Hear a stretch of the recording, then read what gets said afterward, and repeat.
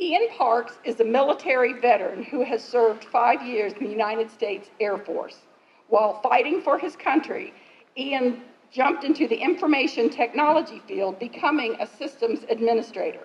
He's currently a software engineer at IBM, but makes time to work with teenagers within his community. Ian has worked with the Boys and Girls Club, Habitat for Humanity, Big Brothers Big Sisters, along with several other nonprofit organizations involved with youth development. With more than 12 years' experience working with teens in our community, Ian has started his own nonprofit organization called After School Special to continue to serve teenagers who want to reach their full potential in life. Join me in welcoming Mr. Ian Parks. Learn how to use technology to your advantage. Don't let it handcuff your future. One thing to remember is they modeled the computer off of our brains. So don't let those devices overpower the way you think, because we all have brains for a reason.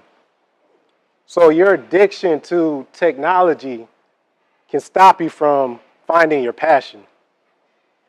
Now I'm getting ready to wrap up, but before I go, if you guys don't remember anything I've said today, I mean anything I've said up until this point, remember these words: I believe in you. Hello, my name is Ashley Campbell, and I'm a member of Millbrook FCCLA. We have teamed up with Teens Have a Voice Too because me and my FCCLA family want to use our voices and ask everyone tuning in to help send us to our National Leadership Conference. So what advice would you give to teens like me and others who want to be models and stuff? Well, I would tell you, we are in the age of technology, so you have all the power right there in your hand and all the knowledge. So you can go on YouTube and Google how to walk a runway or how to do different type of photo shoots. Of course, you can join Patricia Taborn Modeling Agency, and we will guide you, in that direction as well. But also, any industry that you want to be a part of, study those who have been successful in that industry. And like I said, you have all the knowledge. A lot of times, we're using it, and we see, I'm not going to say in a negative light, but not in an entertainment light. But we can use technology in an educational light. So just research, study, go to the library, and check out books on models that are successful that you may like or you want to be like, and just read about their story and their journey, and be inspired. And everything literally starts with how you think. You guys don't realize that how you think really plays a role in how you shape the world around you. Because your thoughts drive action. Hey! What's up, good people? It's your boy G.S. Jones, back rocking with positive vibes on the PBO. And your girl, Roya, how y'all doing? All right, well, today, we continue our prom season discussion. We're talking a little bit about prom last episode. For this episode, we'll get to the same thing. Got some extended questions about prom. But first, one shout out to our sponsors, Juice Keys and Spoke Hub, okay? All teens listen to our show, even in attendance now. Each teenager each week gets 10% off of their first smoothie, juice, or powder bowl. Okay, so, it's prom night, and the first question I would like to ask you is, it's prom night and you need somewhere to eat. Where are some best places to go before prom? So you look greedy.